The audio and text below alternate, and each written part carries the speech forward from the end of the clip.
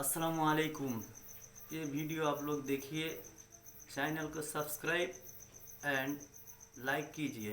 আমি একাধিক জেনা করেছি, এখন আমার আল্লাহর কাছে ক্ষমা পাবো কি করলে? আল্লাহ তাআলা রহম করুক।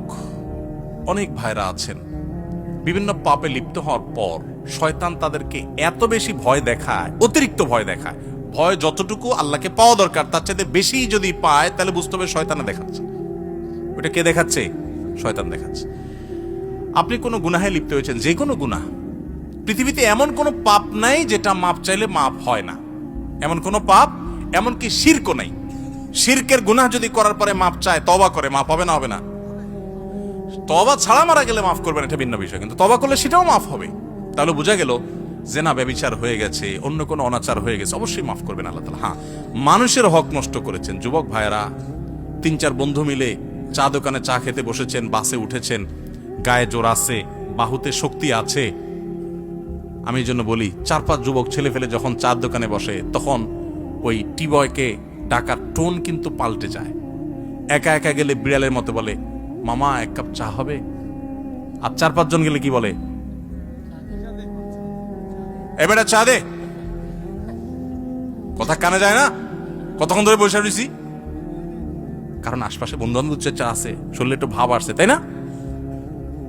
আহা, এই মাস্তানি, এটার বিচার হবে, এটার বিচার হবে। দুনিয়াতে সে বেচারা বিচার পাবে না, কিয়ামতে বিচার। বুড়া বয়লে আপনি হাজী সাহেব হয়ে গেলেন, মাগার ওই যৌবনকালে যে মাস্তানি করে আসছেন, গুন্ডামি করে আসছেন, তার বিচার আল্লাহ করবেন। So be careful.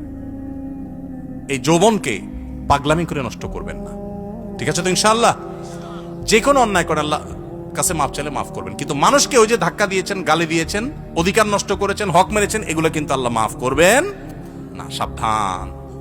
এই জন্য নবী করিম সাল্লাল্লাহু আলাইহি ওয়াসাল্লাম বলেছেন, সেদিন আসার আগে মাফ চেয়ে নাও, যেদিন কেউ কাউকে ছাড় দিবে না, কেউ কাউকে ছাড় দিবে না। গালি দিয়েছেন, রিকশালা ভাড়া দেন নাই, চুন থেকে নুন খসছে, কথা থেকে কথা বাড়ছে, তর্ক হয়ে গেছে, যা বেটা দিলাম না, কি করতে পারবি কর, চলে আসছেন। এটার ছাড় কিয়ামতের দিন হবে না। নবী সাল্লাল্লাহু আলাইহি ওয়াসাল্লাম বলেছেন, দুনিয়া থাকতে এগুলা মিটমাট করো, এই মামলা নিষ্পত্তি করো, তার হাত পায়ে ধরে মাপ চেয়ে এটাকে শেষ করে যাও। কিয়ামতের ময়দানে কেউ কাউকে ছাড়বে না। অন্য কোনো অন্যায় করেছেন, জেনা হয়ে গেছে, আল্লাহর কাছে মাপ চাইছেন, তওবা করছেন, লজ্জিত হয়েছেন, আর কখনো করেন না, ফিরে আসছেন, ইনশাআল্লাহ মাফ করবেন আল্লাহ তাআলা। আল্লাহ বলেছেন, লা তাকনাতু মির রাহমাতিল্লাহ, আল্লাহর রহমত থেকে নিরাশ হইও না। ইন্নাল্লাহা ইয়াগফিরুয যুনুবা জামিআ, আল্লাহ সব গুনাহ মাফ করে দিবেন। অতএব জেনা করলেও আল্লাহ তাআলা কি করবেন? মাফ। কিন্তু তওবা করতে হবে খাঁটি অন্তরে, আর করা যাবে না, অনুতপ্ত হতে হবে।